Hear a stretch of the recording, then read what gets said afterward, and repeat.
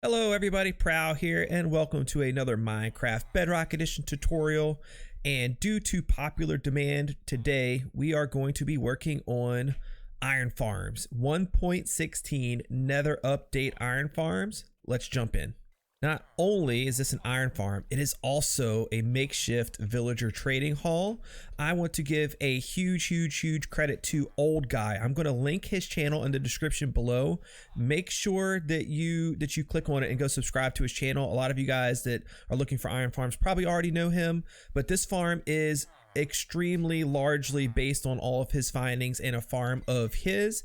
And I did reach out to him for permission to do this video just because I felt like it was proper because it's so similar. He was totally okay with it. But yeah, this iron farm is awesome. Let's go over a couple key features and get started. For starters, the rates, this will get around 400 iron per hour. It is in line with what Old Guy's iron farms will do. It does have the same efficiency as the one that he made. It is also a villager trading hall. You will want to make sure to not use librarians, farmers, or fishermen. Those three professions will not work when it rains. So the rates will be lower if it's raining and the iron farm won't produce during that time. That might not be a huge deal to some of you guys because these iron farm rates are pretty decent anyways. So if you don't care about that, by all means, put in one of those three professions. But I like to use the smithing table, the grindstone, and the blast furnace because you get weaponsmiths, toolsmiths, and armor smiths, and they all trade iron. So not only can you use this to get tons and tons of iron ingots, you can also use it to trade those ingots back to these guys up here to get tons and tons of emeralds. Last but not least, at the very end of this video, I will talk about adding a second iron farm above this one and a few key things that you're going to know to be able to ensure that you do that efficiently and don't hurt your rates and truly get 800 iron per hour. So step number one for you guys is you want to make sure that you are at least 96 blocks away from another iron farm, village, other beds, villager breeder, any villager based things, because if you are not, the villages will potentially merge or the iron golems could potentially assign themselves to this other village, making your iron farm not work. So make sure you are at least 96 blocks away. That is from technically the center bed in this farm. And if you're not going to know, it's sometimes hard to figure out what's going to be the center bed there versus the center bed here. Give yourself a little leeway and maybe do another 10 blocks above that. So just to be safe, do at least 106 blocks away. We're going to start on the bottom here by building up our platform that we're going to use to kill these guys on. So we're going to put a double chest here. We're going to put a hopper right here. We're going to go 1, 2, 3 hoppers. Hoppers place a little funny at 1.16. I don't know if you guys have noticed or not. 1, 2, 3. 1, 2, 3, and then we are going to build up a glass chamber around this, and we're going to make this glass chamber 3 blocks high. Now what you need to do next is you need to create a little barrier around this because this is where our platform is going to go. So we're going to go ahead and put any solid block here. I'm using these guys, that way you can easily tell the difference from one block to the next. We have a 3x3 hole here. This is where iron golems are going to fall into. We're going to put our signs down to hold the lava. We're not going to put the lava down yet though, in case some of you guys, like myself, I do this sometimes, decide to fall into lava and die. So I don't want anybody to die in the lava. Just go ahead and put 3 signs down there, 1 in the middle. I keep hitting buttons to move. 1, 1, 1, 1, and put 1 right here. And that will do the trick for that. Now for this platform, you're going to go out on each side, counting this block, 1, 2, 3, 4, 5, 6, 7. You're gonna go up 1 and go 1, 2, 3, and you're gonna wrap this all the way around. Now again, it's 7 blocks going in each direction, and then up, and then another 3 blocks. And the next thing you need to do is build a barrier all the way around, just like this, just 1 block thick, just go all the way around. Then you are going to want to put 3 blocks in each corner, 1, 2, 3. Do that in all 4 corners. Then to keep water from falling into this hole, we're going to block it off with signs. So we're going to put a sign here just like this, and we're going to put 1 on top, and then 1, 2, 3, and then the sides, 1, 2, 3, and the other side as well, 1, 2, 3. Now no water will fall down in this hole. By the way, if you're not already, please subscribe to the channel and check out my Truly Bedrock series. We just started season 1 of Truly Bedrock not too long ago. I play with 18 or 17 other great YouTubers. I build big farms like this, probably on a much larger and more grand scale. And I'm actually about to do an iron farm in that series, and it's going to have a very fun, creative way of killing the golems. You guys have to check it out. And now we need to work on the platform that goes above us. We're going to go up from the corner here. 1, 2, 3, 4, and 5 blocks, just like that. Get rid of those guys. And we're going to make the same square there by making a 5-block square. So 1, 2, 3, 4, 5. 1, 2, 3, 4, 5. 1, 2, 3, 4, 5. And close it off. Perfect. And then from here, you will go out 8 blocks from each side, including the block that's already down. So 1, 2, 3, 4, 5, 6, 7, 8. Do that on each side. 1, 2, 3, 4, 5, 6, 7, and 8. And then create your floor. All right, so now you should have your platform here with the 8 blocks in each direction from the hole. Next step, just like we did down below, is to go ahead and put a border around it. And just like below, put blocks in all 4 corners. Now the next thing we need to do is build the platforms for the villagers to go on. So you could pick any 2 sides, it doesn't matter, but you need to do it at this Y level. If you don't do it at this right level, then it's possible your villagers are not going to link to the beds. So we're going to do it even with this top level of the farm. Don't try to do it below the farm. Don't try to do it any higher, because your villagers have to be within plus or minus 4 of the height of the beds, meaning you can go up to 4 blocks above or 4 blocks below the beds, but any more than that, and they're not going to be able to synchronize up with them. So what we're going to do is we're going to build out a little platform 3 blocks wide, and we're going to go around 2 of the sides. Just bring it to the end and then do the same thing on either one of the sides going in this direction too. All right, now you are going to want to have some glass for this part. That way you can see and access your villagers easily. We're going to build some villager chambers, and they're going to be really easy. We're going to start from the corner here. We're going to build up 2 blocks on each side. And for now, we're just going to use regular solid blocks, not glass yet. And we're going to keep building little chambers like this. And it's going to equal out to where we're going to have 10 of them on each side. You'll see that there are 10 slots for villagers to go there. I'm going to do that to the other side. Next, let's go ahead and close the fronts off with glass like this. Put water in each one of them like this, and put either glass or solid blocks, it doesn't matter, to close off the backside. Okay, so these next instructions are very important. As you start getting villagers in here, there's going to be a couple important things that you need to make sure that you do. I kind of mentioned this earlier. I want to reiterate it so nobody has a farm that doesn't work. So if you want golems to spawn, you cannot have baby villagers in here. If they start out as babies and they grow, that's fine. Don't activate the farm until they're all grown though. And you also cannot have nitwit villagers, which are the green ones. You need to get rid of those guys as well. So fill it with all regular villagers. Make sure they are all grown up. And again, make sure they're not linked to any profession blocks. You cannot have any profession blocks in this area. Don't use barrels for chests. Don't have a bed to sleep in.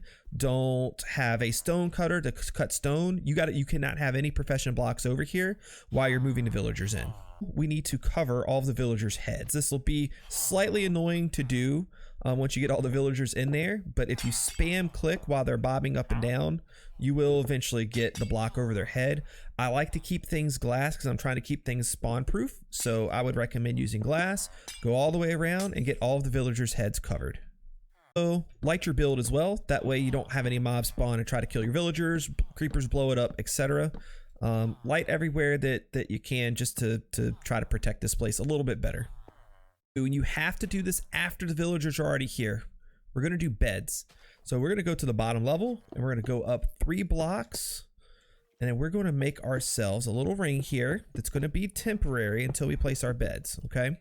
Now we have to do this in a certain order. That way we know which bed is going to be the center of the village.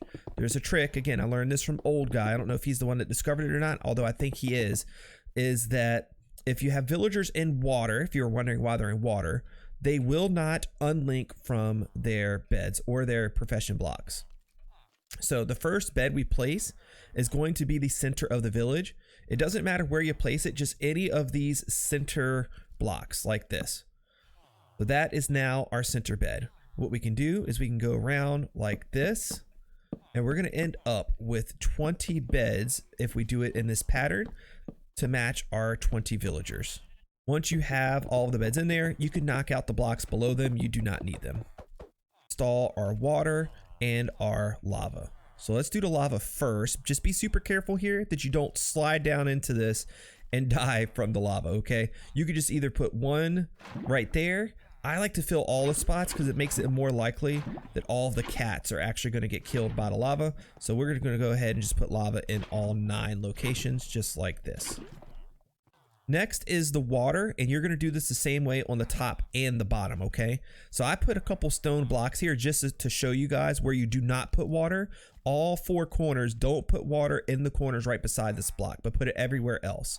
So you're going to put one up top, and you're going to go all the way across like this. You're going to stop before you get to this one. Put one up here, and then again, you're going to skip that block in every spot. Do this on all 4 corners on the top and the bottom level. Up with is a water flow that comes right to the middle on both top and bottom. That's going to flush in your cats and your golems. This thing will already be spawning cats for you guys because we got the beds in. It's not going to spawn golems yet because now we need to do profession blocks. I'm going to remind you guys one more time. If you use a lectern for librarians, a composter for farmers, or a barrel for fishermen, they do not work, quote unquote, work when it rains, meaning that you will not get golems while it's raining, especially if you're going to AFK there with your, you leave your computer or console on. That's going to slow your rates a decent amount. Every time it rains, they stop. Whereas these other profession blocks, I don't know if I got them all or not, but all of the other ones, they are good to go. They will keep golems spawning all the time. I do recommend the blast furnace, the smithing table, or the grindstone again, because they actually have iron trades. So you can take the iron that you make from your iron farm and trade it right back out to those villagers. Okay, so we are down to the last tedious part of this, and that is linking up your villagers with their workstations. They do have to have access to the workstation. So what you're going to want to do, I would probably build yourself up just a little bit of platform to stand on temporarily and place your block on. Place the profession block down. Look for who links to it. You'll see green particles. See, it was this guy right here. Yep, you see he's got the particles. It was him. And you're going to have to go through, and you're going to have to do this for each villager. Placed it down. Looking for particles. I think it was, yep, it was this guy right here.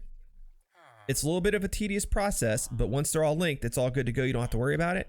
And then after you get it linked, you can go ahead and pop that out, that piece of glass or whatever you put there. That way you can access the villager. Go ahead and get all 20 of them synced up now. And if you took your time and got everything linked up properly, you should now have golem spawning as well and starting to bring iron ingots into your chest. So one final thing before we go. I am not going to do this on camera for you guys, but I'm going to explain to you what to do. If you want to have 2 of these working in the same area, you can build another one of these exactly 76 blocks up from the center of this one. That's 76 blocks from the level, where am I at? From the bed level right here. So the beds are at Y level 11, I guess that is. Or Y level 12.